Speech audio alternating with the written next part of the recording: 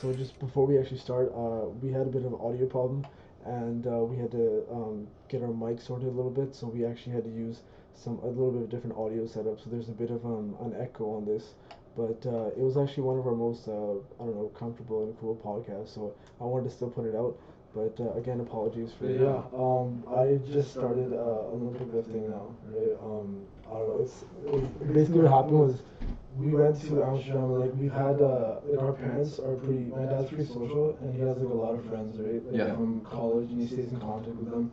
So that was actually like some of the weddings I was attending in Europe. Was Right. my dad's friends and stuff. But we were in Amsterdam, and we have like my dad's friends' family lives there, and dude, man, like these were like the nicest people. They were like, okay, we don't have room in our house, like because it's a small like little townhouse, and like Yeah. they're like really like well off, but like you know they have restaurants and stuff, but like they live in you know like a nice sized house, you know, so it's not too much cleaning and stuff. Yeah. Perfect for what they need. Is nearby everything. Transport is really easy to access from there and stuff. Really like nice area. Yeah. Like it was like a housing like development area, so it's kind of cool. Like you know everybody kind of is pretty chilling with each other and stuff. But yeah, and this family is just so cool, and but like the two sons, like you know my dad's friend, he has two sons, um, and they're, dude, I was like short standing next to them. Like these, I'm like 6'2", almost 6'2", right? You're pretty up there. These guys are massive, right? And they're like big guys too, right? Yeah, And yeah. like one of the guys that I hung out with most of the time, he had time off, so he kind of like took me around and stuff. Which is really cool, because if you ever go to Amsterdam, their Indian restaurant is right in like the main square.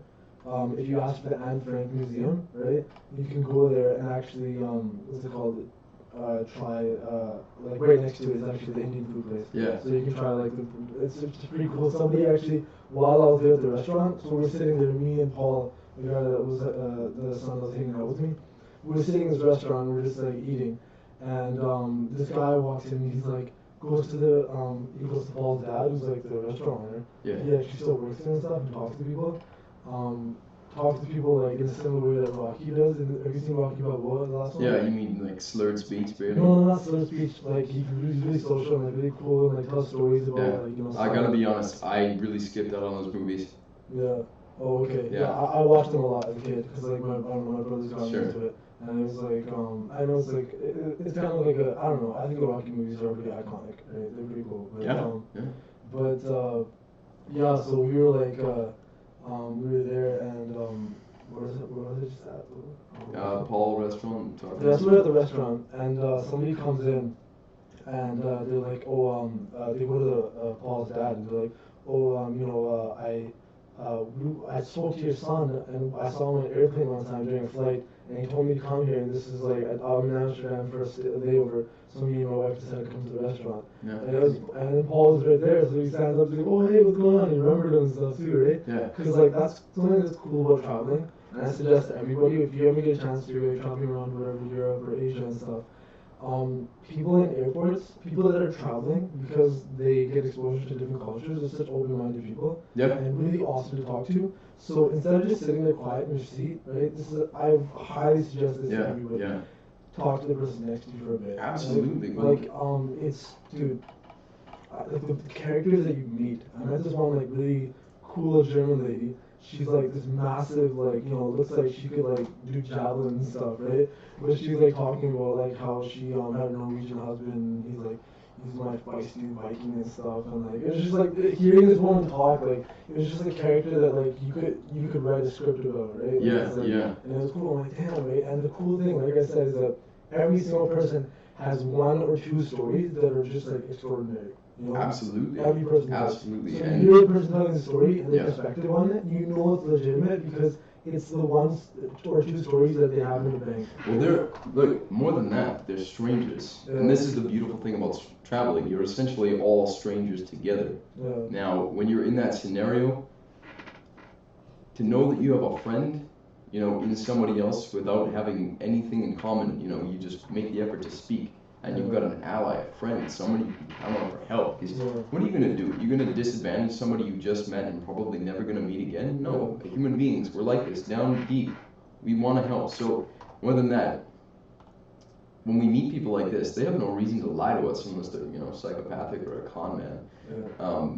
To tell us these stories, why would they tell you that story about her husband? Yeah. Why would I met a guy actually in Kenya, and some of these guys are school teachers from New Jersey. We all kind of come together, meet, and going out and volunteering, and you hear stories about growing up in London, growing up on the streets. This is, I think, the first time I actually heard a story about a Chelsea smile. You know about those? Yeah, Green Street Hooligans has that. Yeah, I mentioned that. I mean, they had the scene with it. Yeah, didn't actually carry it out though. No, but you know what it is. They have the card there. Yeah. For everybody that doesn't know what Chelsea Smile is, in England they have groups of fans that are called firms, and they're essentially gangs. Yeah, they're gangs that represent a specific football team, right? For example, Chelsea would have a squad, a firm, and they're mostly like the ruffians and stuff. Like if you watch Green Street Hooligans, which actually has Elijah Wood. So he's one of the hobbits. He's Frodo. That's how he's It has Frodo in it. That's all you need to say. Yeah, it has Frodo in it, and it's a pretty good movie. The second one was kind of I don't know. I didn't really. Yeah, apparently it petered out. Yeah. I don't know. It wasn't one of my favorite movies. No, but Green Street Hooligans really it touched on something. Like I thought it was really well done. The movie itself, the storyline is great. It's pretty heart-wrenching stuff. But this is the whole idea behind the Chelsea Smile is one of the football firms has sort of a signature. Call it a fighting move, whatever you want. They'll take somebody, from an opposite firm. They'll put the card in his mouth and they punch it into place. And so it essentially cuts both your cheeks on either side to give you an appearance of a smile. That's the Chelsea Smile. Yeah. And I heard this guy, this young med student telling me about it. What happens to him. I heard guys, like British guys, that were saying that Batman stole that idea of like with Joker face from the Chelsea Smile. Like there's British guys complaining about it. Really? Funny. They're like yeah, they took it from us. Like we had this idea in our head, like it was just you get cuts, and because of that, it looks like you have a smile, right? And yeah. Well, see, I've never seen somebody with scars like that. Yeah. No, never. Actually, there was one guy. You remember? You've seen Gladiator, right? Yeah. Okay, he's got his assistant in the beginning, Russell Crowe's assistant, right? Guy's got a bit of a looks like a Chelsea smile. No, he has something. I remember he had some face, like major scars and stuff. Yeah. That guy's really cool. That character in that movie. Gladiator is one of my favorite movies ever made. Definitely in my top 10, 100%. Right? But Russell Crowe, I don't know, he's had some pretty wicked movies. American Beauty one too, I think. Never seen that. Or is it Beautiful Mind? I can't remember. Beautiful Mind, really good. Is that him? That's him. That's the movie. Sorry, it's not the title. There's a bunch that sound like. But I don't know. Gladiator was wicked though. Yeah, but I think we should dial it back a little bit. I mean, when we're talking about this, just being candid with strangers. Yeah. That's only really possible once you've made a few personal achievements first. Yeah. And for that reason, it's really important to examine these in yourself. Don't get too aggressive or don't see too much pride in it. Just you take a second and you can look within yourself objectively. Don't feel anything. I've heard it ourselves, beings like us, analogized as mirrors. On ourselves is the ego. That's the reflection in the mirror. But we are the mirror. It's a blank slate. So on which we project ideas, and that's us. That's our idea of ourselves. Now you can't truly be offended. You can't truly be offended. But if an idea that you have created gets perturbed, or distorted or challenged, that's painful just to that idea of yourself. Not to the mirror, not to that which it is on, You could also say, like, we're the words on a page, right? The page itself is blank. It's pure, simple, clean. The words themselves, that's where the character comes out. And speaking more on that, talking about our experience is really what makes us. That's the whole kind of point of being here. Like why else would we show up and just sort of play this game? Sorry, where did you segue from this? I segued from this talking about. I'm trying to remember Yeah. where. No, we're talking about travelers. Travelers speaking from their personal experience to you and just sharing Yeah. with another being. Before you can do that, you have to really come to an understanding within yourself. Yeah. You know, if you trust yourself, if you can really find that core, then you can be authentic to somebody else. Yeah. If you can't do that, See, it's hard to trust yourself sometimes now though, like because society makes us feel like we're like we have criminal intentions all the time and stuff, right? Like that's kind of how yeah. because so many things are made to be criminal and stuff. Yeah, right? well, where do you get your information from? Yeah. What have we all grown up with? Tyler Durden was right. We're all raised on television. Yeah. Definitely, our generation definitely now. Like we were definitely raised on television. And probably maybe the generation before us too. Yeah, that was when it really started to begin. Like the 70s people. Yeah. I guess you Yeah, said- because I still talk to my boss and I can still talk to, the older people in my life. Yeah. Everybody gets offended. Oh, I'm old. I hate that. I don't want to be associated with being old. Get over it. It's what's happening. Yeah. That's what Louis C.K. was saying, right? Yeah. He's like I really don't care about age and stuff. You shouldn't. Yeah, because like we talked about earlier. It's like getting upset at the sun rising every morning. It's happening. Yeah, that's it, exactly. Yeah. It's just expending energy needlessly. So, anyways, I'll always hear about them talking about their childhoods. There wasn't ever an Xbox or anything like that. They like to joke. Whenever they're bored, they just bike up the road to a buddy's house and they'll go for a hike for the day. And back then, people weren't so afraid of allowing their kids to do their own thing. Kids would go out all day hiking wherever. And it was just felt so free. There were obviously instances of violence, everything that sort of we see today is occurring. We just have more cameras. We have more tools to observe these things. Incidentally, crime, everything we know is going down. But we always hear about it referred to as the golden age, right? See, like I mean, with cameras and stuff, like that's something that I saw in Europe, right? That I was telling you. Yeah. It was scary. Like, See, yeah, no, there's a line that's been crossed there. Okay, because that implies that people can't trust themselves. You can trust Big Brother, but who watches the watchmen? Who governs the government? Right?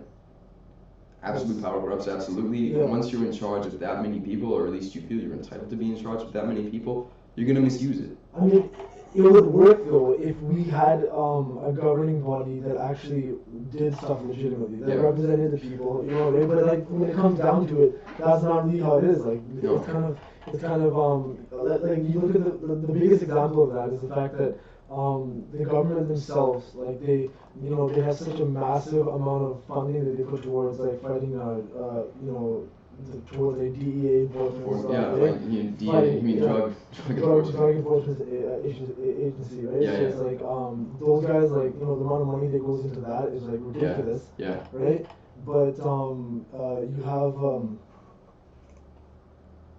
sorry, I just paused. Okay. What was I just saying? We're talking about governments and going into this, but I thought we were going to talk about personal stories.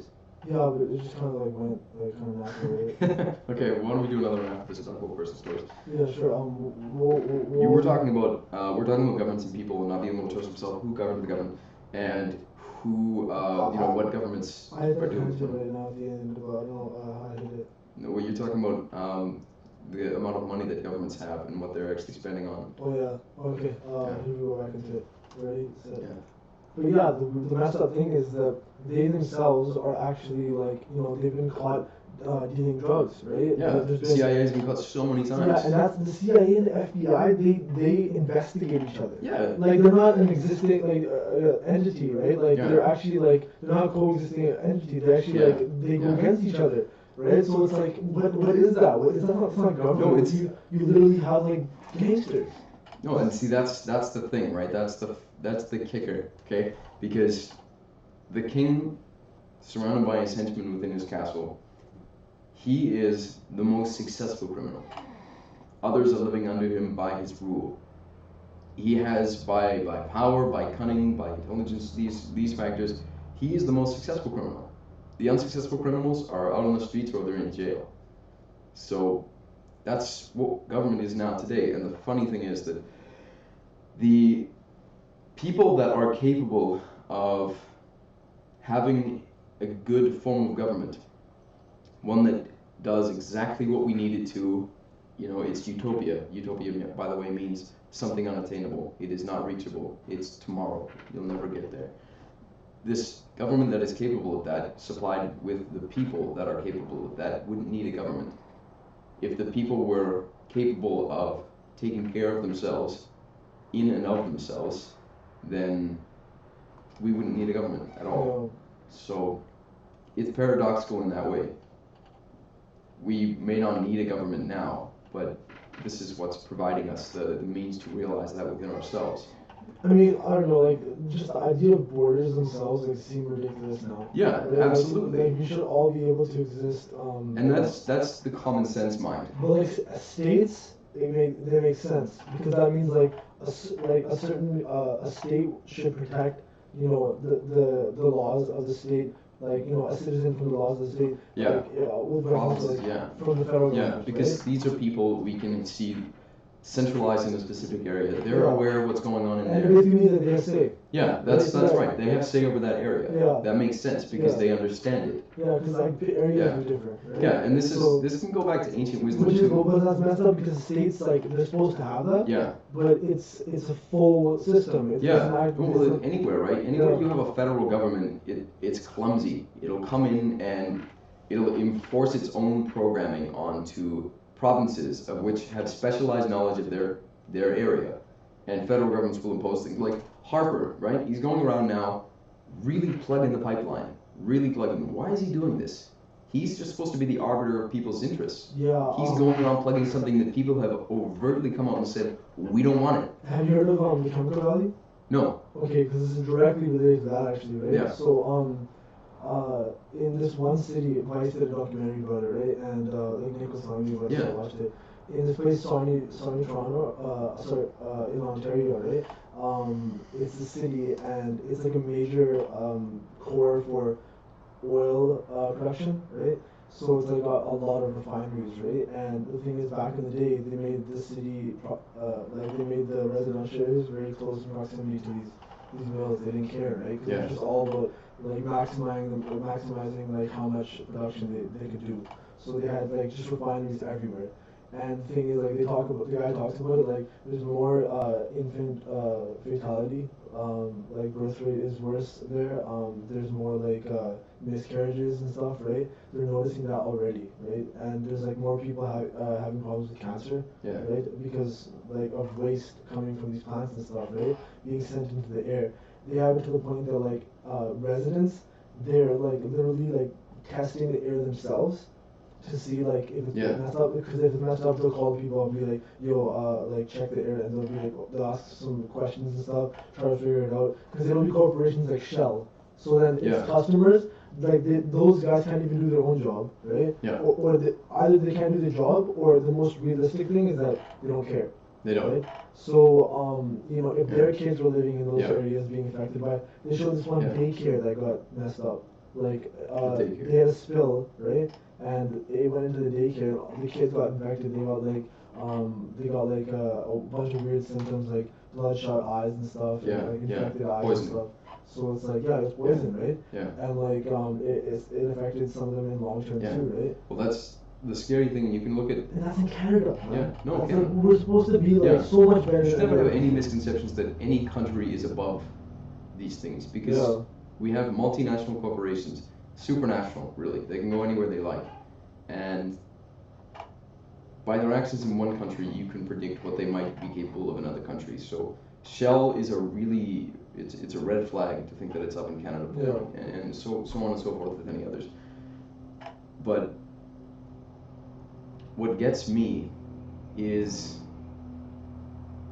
that these companies can do analysis. They'll do an analysis of their actions, then they'll factor in the costs for these actions, and they'll factor in, what this will look like in the public forum, essentially how the people see it. And a lot of the times their calculations will show that it will cost less to allow spills to occur and to allow people to suffer these things and to pay out of court lawsuits. You know, Yeah, they'll and pay, that's they'll what they settle out say. of court. They say Yeah, that straight up to the yeah, parents. yeah. The parents They'll are settle like, out of court. That's we're it. worried about Yeah, the health of our kids, yeah, right? And they're like, look, they're like saying it straight up. They're like, it costs too much.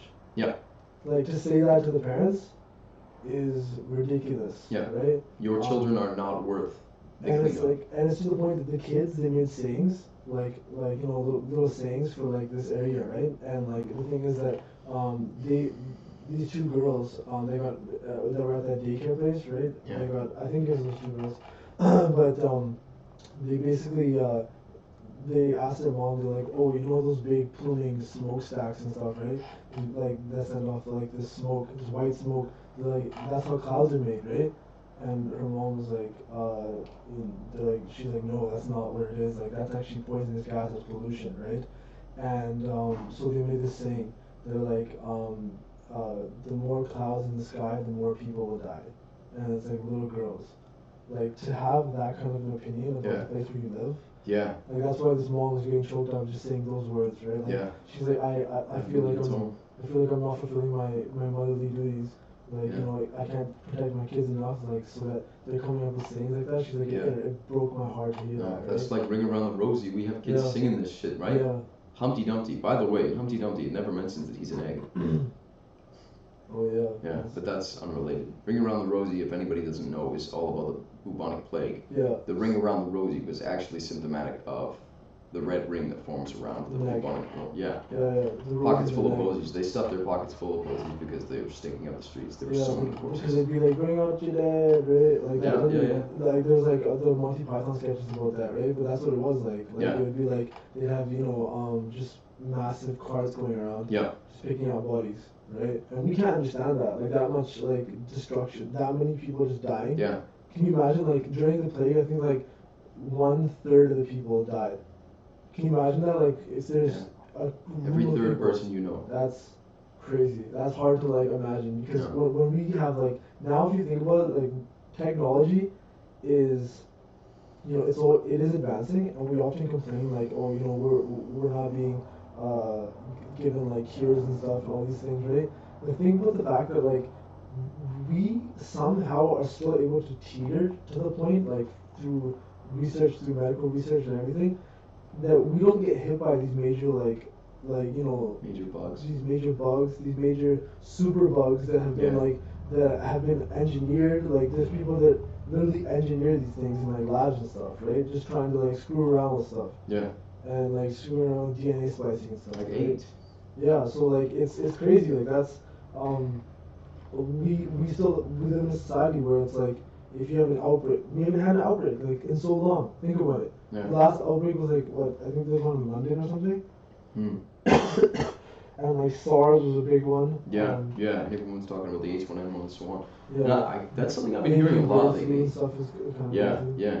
And that's something I've been hearing a lot lately. A lot of people say, we've been too long without a world war, we've been too long without an outbreak, we've been too long without any kind of major disaster. Yeah, I we're mean, actually living in peaceful times. That's like yeah, that's weird. it It's gets like- more peaceful. Granted, we've had Hurricane Sandy and so forth, and major disasters Yeah. have been actually like really constant.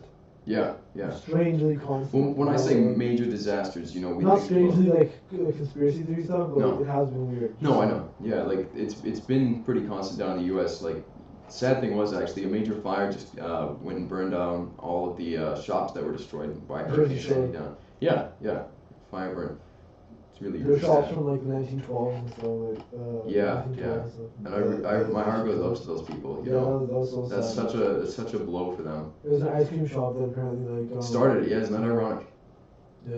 Yeah, but I mean, we can go on and on about,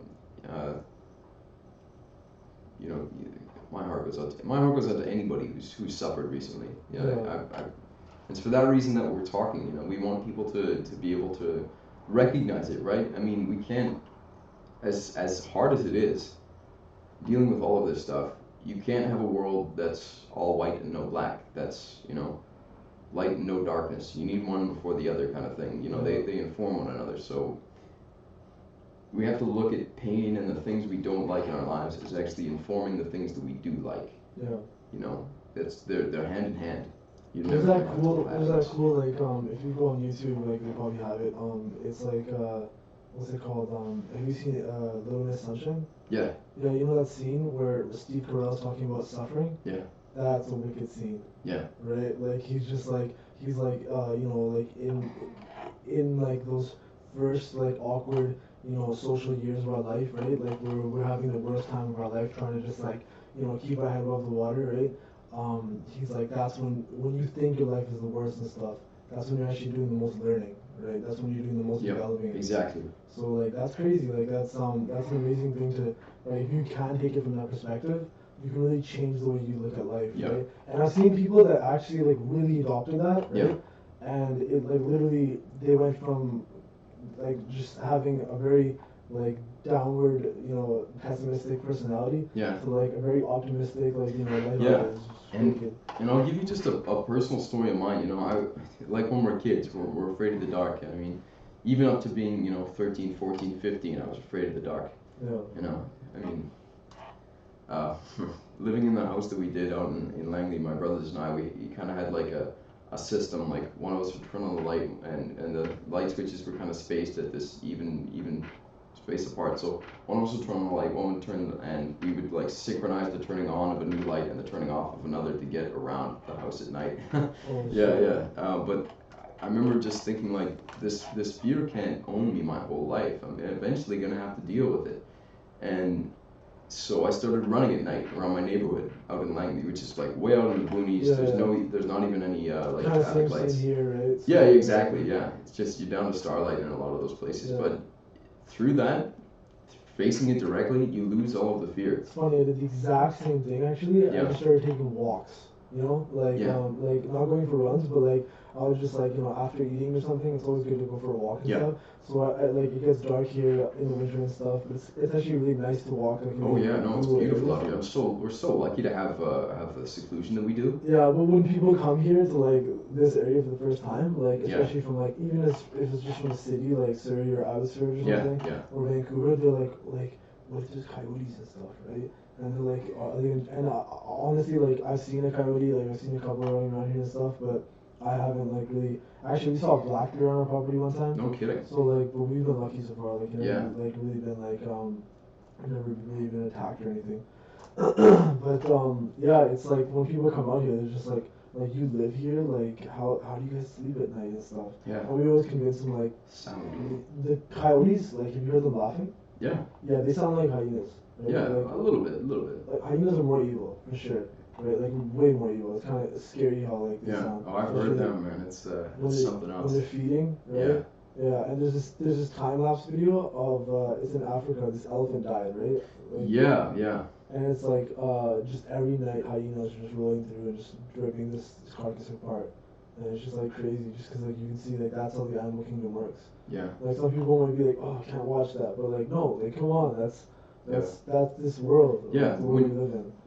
we all do this to a degree. We'll all eventually get tired of being afraid and having some form of fear rule us, and we'll go right into it. Yeah. And you can literally feel yourself transmuting that fear Yeah. into your own strength now, because that's one thing you've dealt with, that you've learned from. Yeah. Like running at night, that is such a liberating feeling. Yeah. Running literally right through the fear, right into it. Definitely. Like, there's nothing more liberating. I know at some points I'll be running and you got your music, and highly recommend it to anybody. Great way to blow off steam. Yeah. That's how I trained for the half marathon. Yeah, like I run on a treadmill too. Like we have a treadmill here, Yeah, but like yeah. honestly, like running on the road is just it's like I know it's not good for your knees. They say it. Everybody. Yeah, says yeah. it. You need grass. You need. Yeah, but Yeah. like they say you shouldn't run on like cement and stuff, right? Or pavement. But like it's awesome. Like it's such a wicked thing. I don't know, just cars driving by and you're just like running out there. It's just like Yeah. it feels like humans are just made to be so much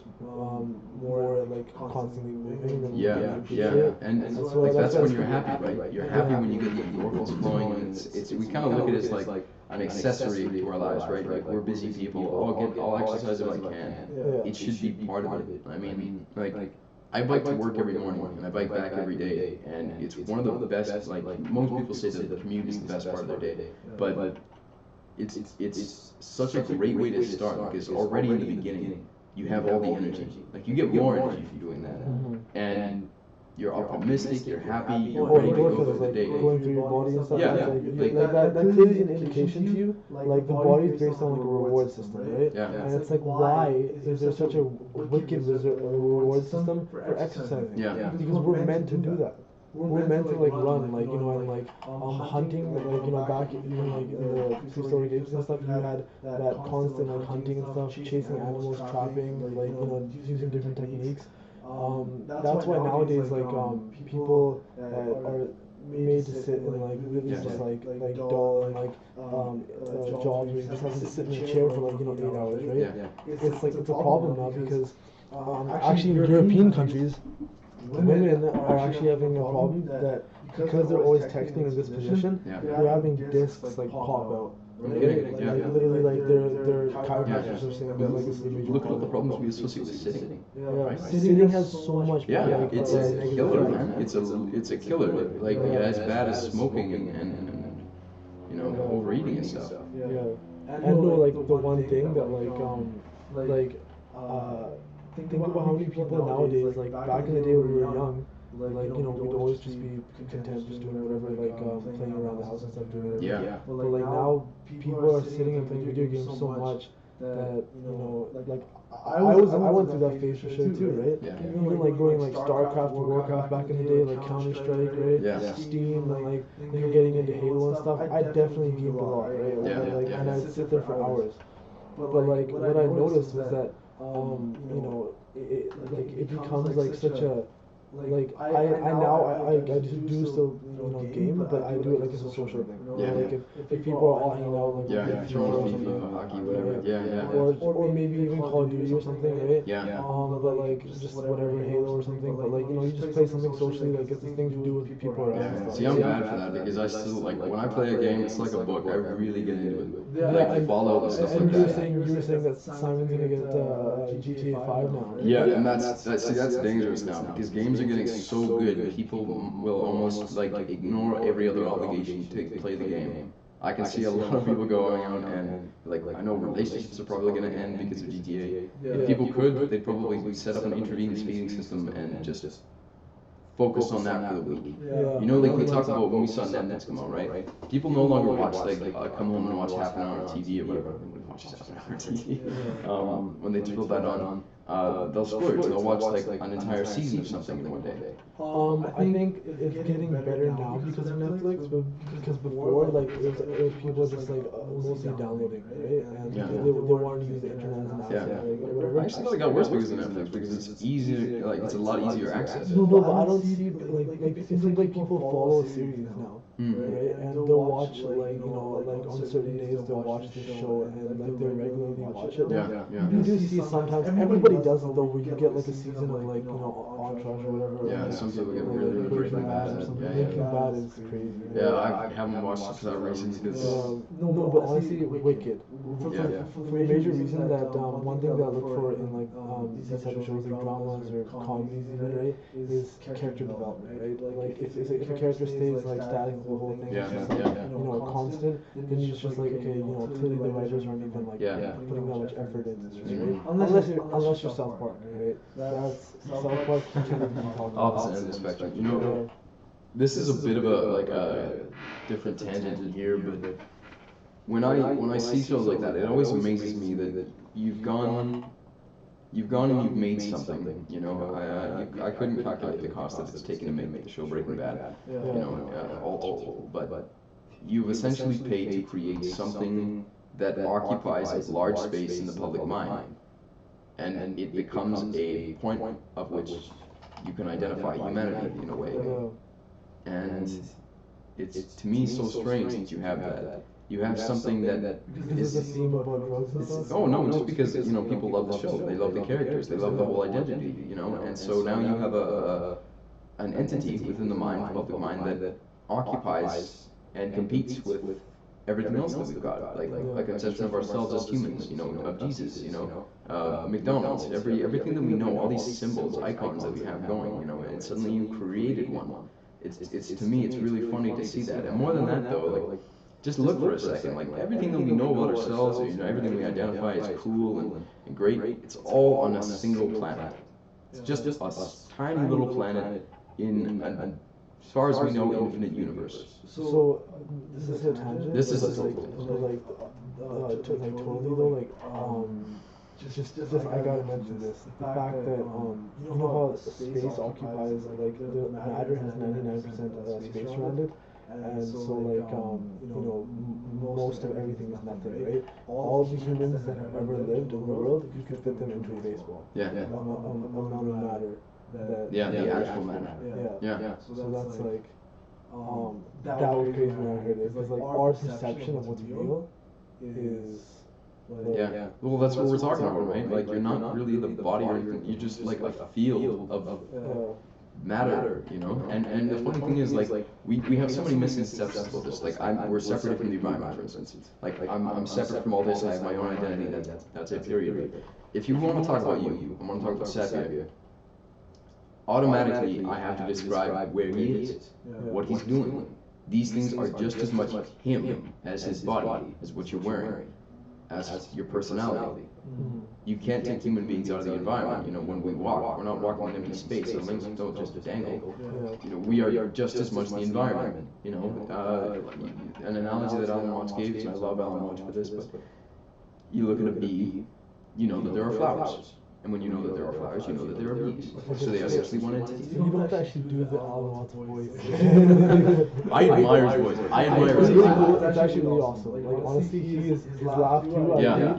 It's real, right? Like it's a Can't real do it. laugh. Yeah, and it's like he's a wicked. He's just like he's a character. Yeah. That's why listening to him. Yeah. And that's something that I would suggest for everybody out there. Yeah. Like, I feel totally centered when I throw him on. Almost wicked perspective. Insight is just really good. So playful when it comes to the heavy issues. He's talking about like Big Brother, for instance. You know, like you don't want to hold a club over your head because if you don't have government, he goes, "They'll go out and you'll rape your own grandmother."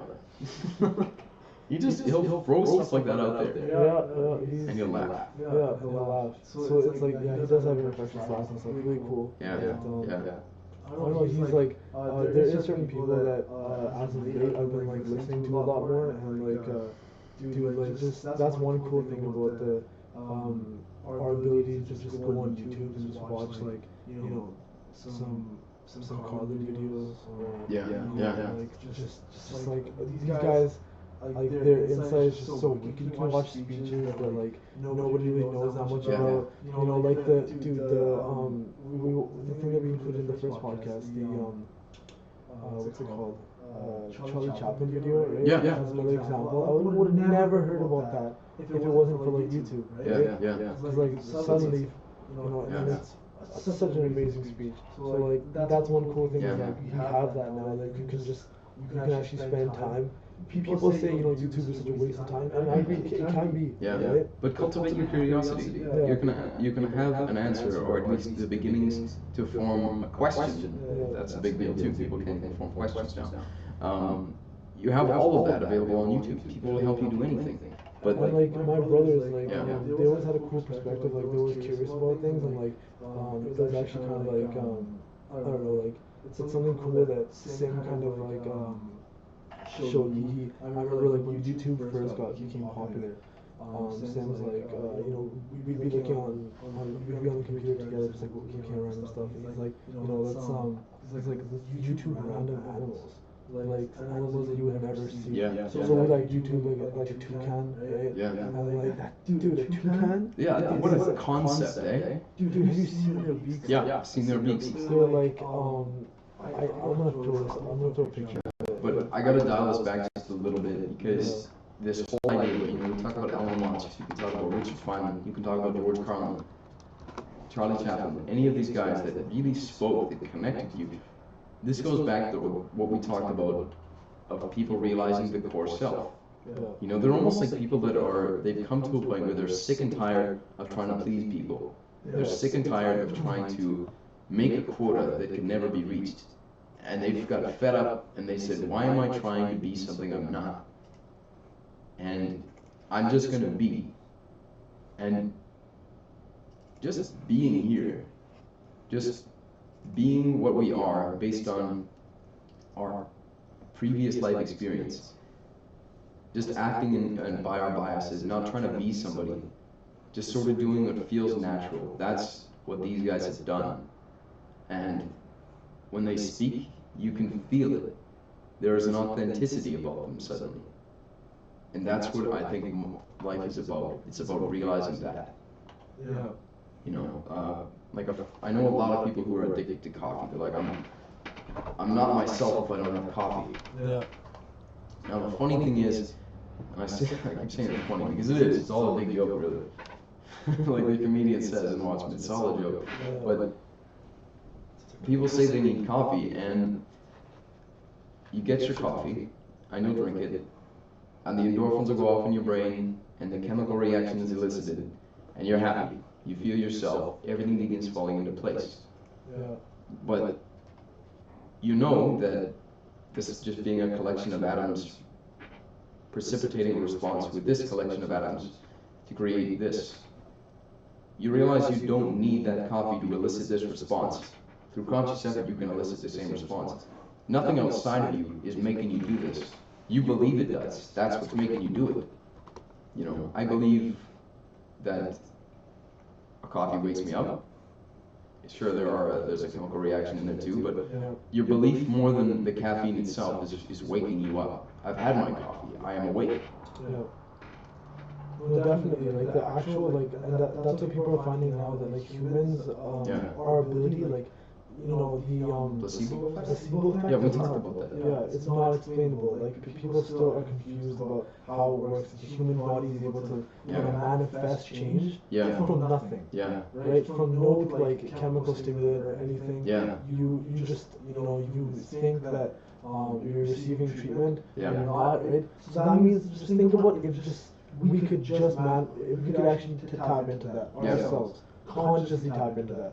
Why couldn't you cure yourself of cancer then? Yeah. You know, like if you said, I'm gonna isolate the cells, and that's why people say like meditation. What is meditation? It's like bringing your mind into a state of zeroness. Yeah, right? some people say it's conscious sleeping. Yeah.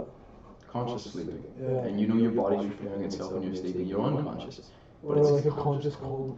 I've heard that too. Right? That's good too. Because you're so. There was one guy. He's You ever listen to Mogwai, the band?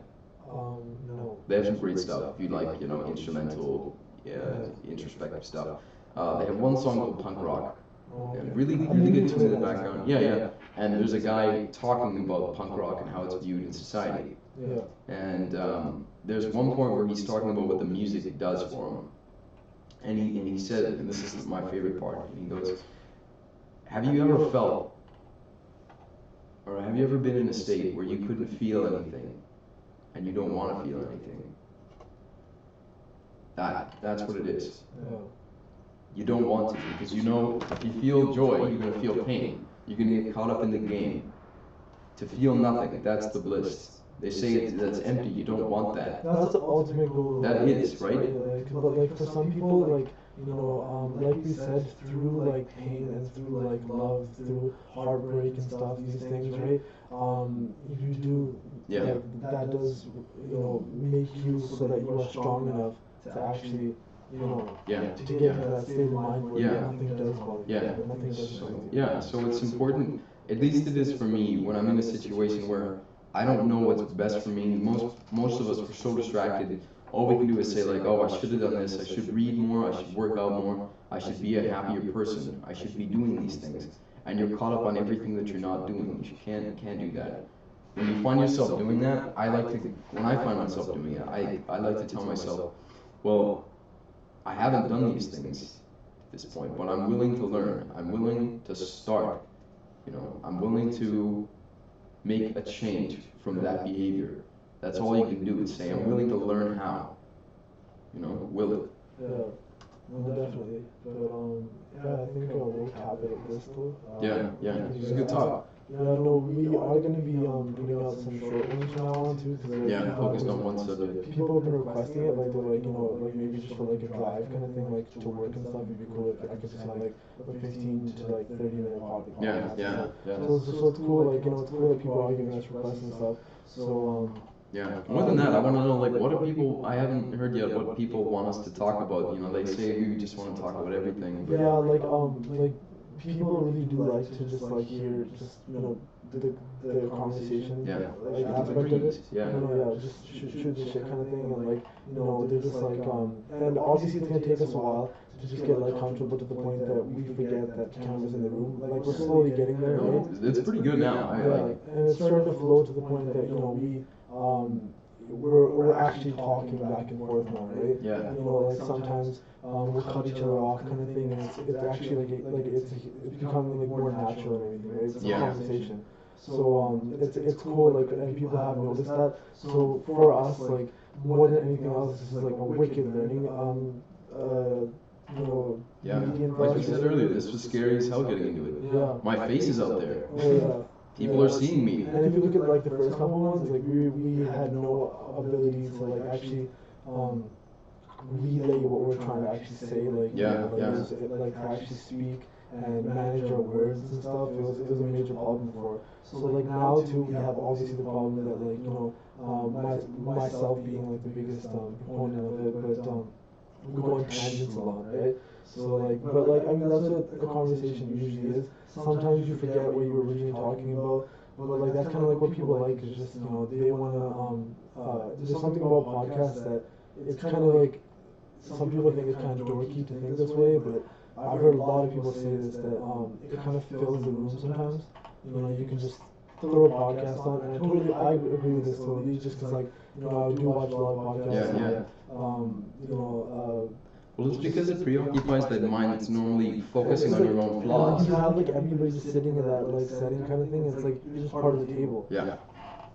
Right? So it's like that's why that table setting is like the podcast setting is so simple. You don't have two couches facing towards the camera, and you have multiple camera angles going at it. Like this is just more like you're just sitting there and you're talking to each other. And we have like a little bit more complex than you even need, right? Like some people have literally just have one mounted camera, and it's just like there's the podcast, right? Yeah. So it's wicked because people are just they want to learn a lot of like they want their information to come from like people that they feel they can relate to and stuff, right? Yeah. Because these media people are really like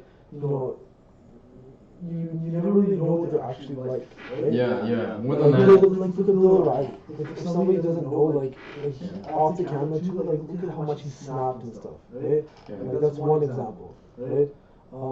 One pretty obvious example. Yeah, right? yeah. But like there's so many people like that you actually like. Yeah, and it's really it's unnerving to see people like I for me like Wolf Blitzer. I know we're doing like Fox News and CNN pundits now. That's the main thing. You can take any example, but Wolf Blitzer. I can hear him talking about what's happening around the world, Syria for instance, and a lot of what he says it makes me wonder if he knows what he's saying, if he's consciously behind it.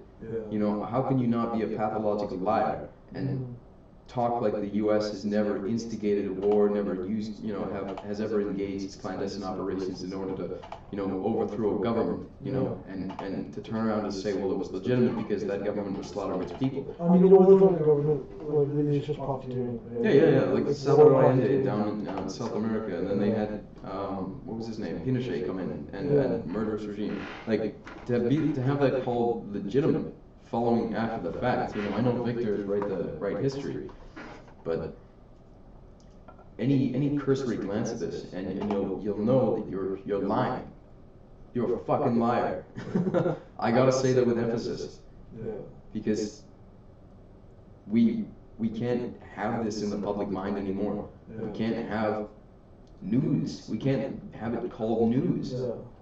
That's why, like what do people go to Vice, man? Yeah. Vice is like so big now. Like I couldn't believe how quickly it exploded.